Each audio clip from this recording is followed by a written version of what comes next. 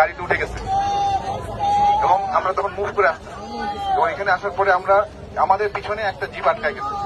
কারণ জিপের সামনে আপনার হচ্ছে মোটামুটি 100 জনের মতো পুলিশ তখন আমার জিপের ইয়েতে চলে আসছে। আমার মানে জিপের ভিতরে তো 100 জন হয় না, জিপের মধ্যে পুলিশ জোর করে উঠে গেছে, ফায়ার করতেছে। ওখানে আমার অফিসার ছিল। এখন সামনে 100 জন পুলিশ, তারা তাদের যে পজিশন রাস্তা ব্লক করে তারা যেভাবে হেঁটে আসে তারা এভাবে ফায়ার করতেছে এবং হেঁটে আসছে পিছনে আমার অফিসার জিপ নিয়ে।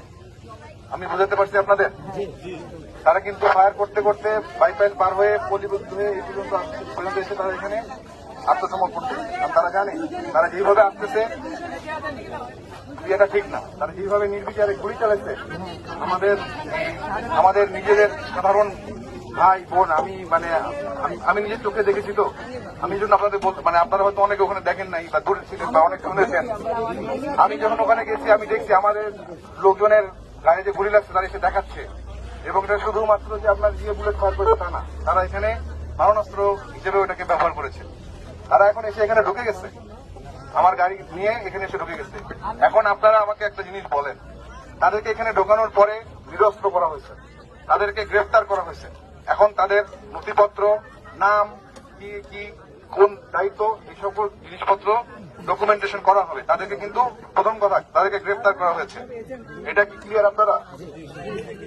আমাদের ডিভিশনের জিওসি মহোদয় বলেছেন তাদের উপযুক্ত বিচার হবে। আপনারা তো সেনাবাহিনীর সাথে এতদিন ছিলেন, আমরা আপনাদের সাথে ছিলাম, আমরা তো গ্রাউন্ডে ছিলাম। দেশের জনগণের যান মালের নিরাপত্তার দায়িত্ব আমাদের, আপনাদের। আমরা একটা অনেক বড় সমস্যার সমাধান করে আজকে এখানে এসে পৌঁছাইছি। এখন আমার কথা শুনেন, এখানে হয়তো আমি এখনো কাউন্ট করতে পারিনি, বাট ধরেন এখানে আপনার পুলিশ আছে, তারা তো মানুষ, খারাপ হইলেও তারা মানুষ। এখন আপনি যদি একজন মানুষকে আপনার সঙ্গে সে না হয় একটা অপরাধ করে আসছে, এই জন্য কিনা এখন আপনি তাকে নিয়ে এসে আমি এখানে ইয়ে করবো, তাকে আমি এখানে পানিশমেন্ট দেবো? এটা কি সভ্যতার? এটা কোনো সভ্য জাতি না। 1, 2, আমাদের কিন্তু এখানে এনশিওর করা হবে যে তারা বিচারের আওতায় আসতেছে এবং তারা যা করছে এটার তদন্ত অবশ্যই হবে। আর আমি নিজেও দেখছি কি হয়েছে।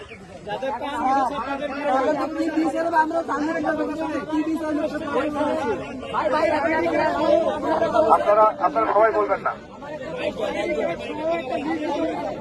দাঁড়ান। আপনারা আমাকে একজন করে বলেন যে আপনাদের আর কি জানতে চান।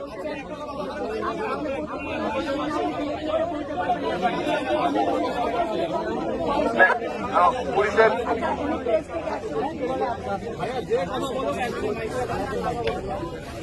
সাংবাদিক